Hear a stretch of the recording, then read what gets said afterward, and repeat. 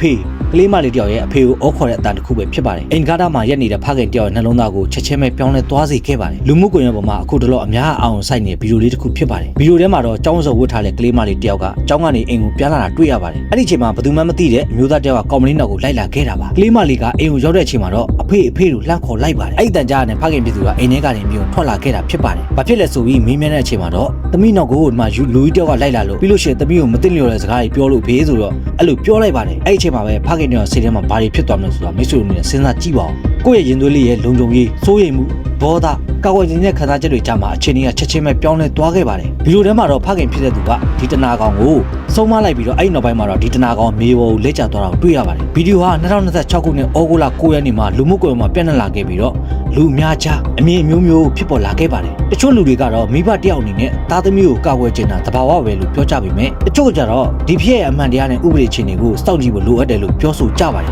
ကျွန်တော်ဆိုရင်တော့ဒီဥပဒေပိုင်းစောင့်ကြည့်နေမှာမဟုတ်ဘူးเนาะချက်ချင်းပဲလက်တော့ပြန်ပြီးမှာပဲလက်ရှိချိန်ထိတော့ဒီဖြစ်နဲ့ပတ်သက်ပြီးထိုင်းနိုင်ငံရဲတပ်ဖွဲ့တရားဝင်ထုတ်ပြန်ချက်ဖြစ်ရဲ့တီနီယာပါဝင်သူအမည်တွေကိုအတည်ပြုနိုင်တဲ့အချက်လက်တွေတော့ထွက်သေးပါဘူးလူမှုကွန်ရက်မှာပြန့်နှံ့နေတဲ့ဗီဒီယိုပေါ်အခြေခံပြီးသားတင်ပြခြင်းဖြစ်ပါတယ်ဒါပေမဲ့ဒီဖြစ်ကလူတိုင်းကိုမေးခွန်းတစ်ခုတော့ထားခဲ့ပါတယ်မိဘတယောက်တည်းကိုယ်ကလေးရဲ့လုံခြုံရေးထက်ပိုရေးကြည့်တာဘာများရှိနိုင်အောင်လဲဗျာဒါပေမဲ့တစ်ဖက်မှာလည်းဒေါသနဲ့ဆုံးဖြတ်ချက်ကြားမှာဥပဒေဆိုတာလည်းရှိလို့နေပါတယ်အမှန်တရားကတော့တရားဝင်စုံစမ်းစစ်ဆေးမှုတွေထွက်လာမှသိနိုင်မှာပဲဖြစ်ပါတယ်ဒီကြောင်းအနေနဲ့ပတ်သက်ပြီးတော့မိတ်ဆွေတို့ဆိုရင်သူ့အဖေညံမှာဆိုရှင်မိတ်ဆွေတို့ဘယ်လိုတုတ်ပြမလဲဆိုတဲ့အကြောင်းလေးကိုကျွန်တော် comment box လေးရေးသွားပေးခဲ့ကြပါဦး